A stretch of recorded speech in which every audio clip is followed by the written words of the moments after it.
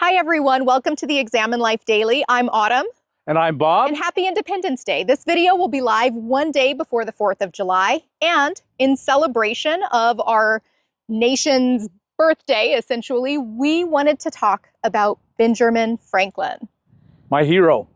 Really an incredible guy. I had no idea how much of an examine life he lived. Yeah, he was a perfect example of someone who lived an examined life. He has an autobiography that I would encourage everyone to. You can get it on Kindle for a couple bucks. You can buy it in paperback form for $5.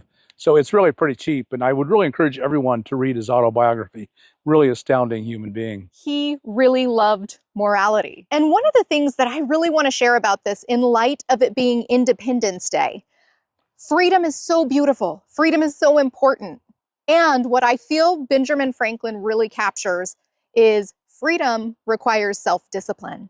Freedom really requires an examined life. It does. Benjamin Franklin decided that if he needed to have a truly virtuous life, if he wanted to do good and accomplish anything and be proud of his life. Benjamin Franklin was an incredibly brilliant man, probably could very well have been one of the most brilliant Americans ever. At the time, he was worldwide famous at the time of his death because of his science and his inventions and his work in politics. He was a very famous American. And so he thought about it, and how will I arrive at a virtuous life? This is what I want. I want to live a virtuous life, and I want to make a difference. But he took daily actions to arrive at his goal of being a virtuous man, of being someone whose life really mattered, and it did very, very much. There's a reason his face is on the American $100 bill. He was just that important to the American Revolution. And so I want to give you two quotes. One is from Epictetus, a Stoic, and boy, I love Stoicism. And all that we're going to learn about Benjamin Franklin is extremely Stoic. It's almost like he's living word for word the Stoic platform for life. Epictetus said this quote, "Progress is not achieved by luck or accident, but by working on yourself daily. It takes a daily effort to change." One more quote that I really like from John C. Maxwell. He said, "You will never change your life until you change something you do daily. The secret of your success is found in your daily routine." And so having a daily routine is just so very, very important. I love the intentionality of this. And I think that's so important. One of the things that you'll notice as we read through Ben Franklin's 13 virtues is that every single one of these sort of avoids the inertia of our automatic animal body because our automatic animal body is going to want to indulge, preserve energy, and there's biological reasons for this. That being said, if we are just acting in the whims of our biological body, we're not going to have the incredible impact that someone like Ben Franklin had. It's easy to say, well, he was great, and he was great. I mean, he was just not your normal average Joe. He was a truly exceptional human being. But, you know, my answer to that is another quote from Mother Teresa. She said, "We can't all do great things, but we can all do small things with great love." And so you can make a huge difference in your small way by who you are as a human being. Who you are can change the world you live in. That is an option that every single one of us have. I can make a difference to every person around me if I am willing to make a daily habit of it. This is a book that I bought. There are several others, but this one is called the Benjamin Franklin's Virtue Journal. It's $9 for this book, $8.99. And so that will do 6 months of the year. If you buy two of them, $18, you can do his Virtue Journal every single day, writing right exactly in this book. Let's look inside the book, and it'll give you the picture of exactly what he did.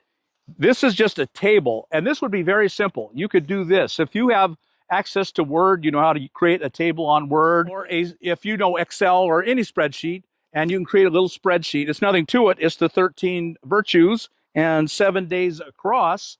And so each day he would mark if he kept that virtue. So throughout the day, he woke up and he said to himself, "Today I'm going to work especially hard on the virtue of humility." And so through the day, he would keep track of his humility, but he would also have the other 12 in mind.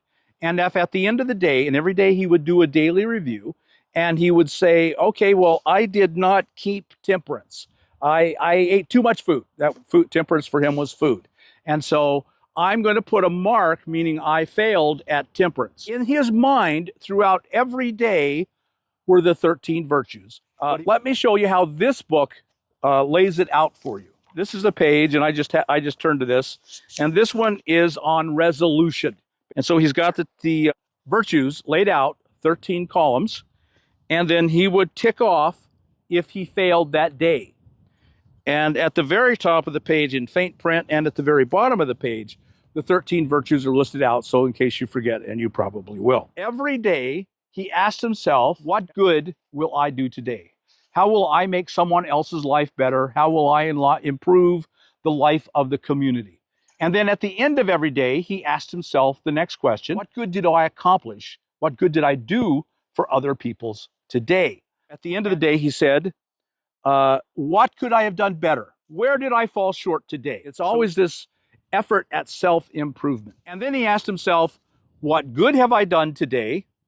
And once he'd answered that question, he asked himself, what good will I do tomorrow? So it was his goal that every day he would grow personally, and every day he would do good for himself or for others. He did this every day of his life for many years, starting in his mid-20s. He started doing this in his mid-20s.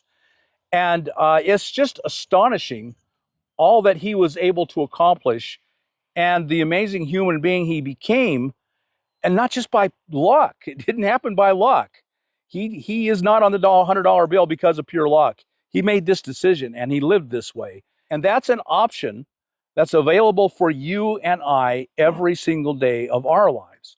There are so many things I love about this. And one of them, I think from the standpoint of mental health and depression recovery. So often when we experience depression, it's that we don't have something to aim toward. We don't have a goal on the horizon. In having a goal, it is so important for our mental health. And working toward the goal is so important for our mental health. And what I love about this is you're describing his process is this gives extremely clear goals. So you don't have to have life-changing broad goals. You can start small. These virtues are actually quite significant, but you can start small with like a template that's already lined out for you and have this goal of here's how I'm going to practice temperance today. Another thing that I really, really like about what Bob just shared in his journal is it is so measured and balanced. It's saying, all right, where did I really fall short of my goal, my intention, but also what did I do well? Because I'm thinking again from the mental health perspective, a lot of times folks with depression will just berate themselves on what they've done wrong. And it'll just be almost this awful inner critic just kind of like lashing themselves.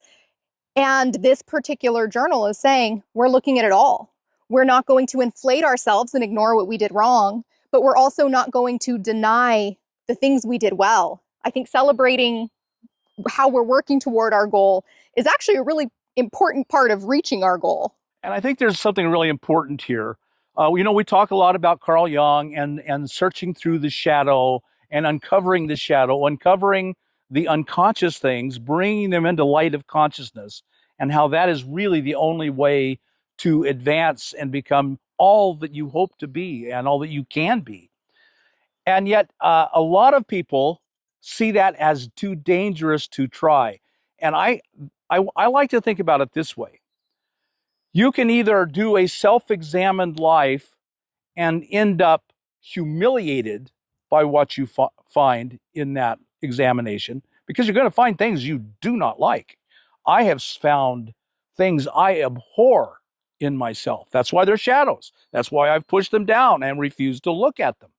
They're there, and by refusing to look at them, they become stronger and stronger and more powerful. Yeah.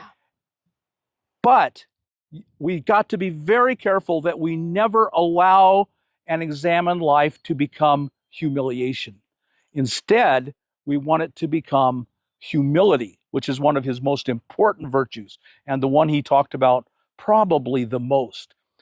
And I define humility as this: the ability to know all my faults without shame, without humiliation, and to know all my amazing, wonderful things without pride. So it's that deep knowledge of who and what I am without humiliation and without pride. That is a humble life. I want to share an example of what that looks like.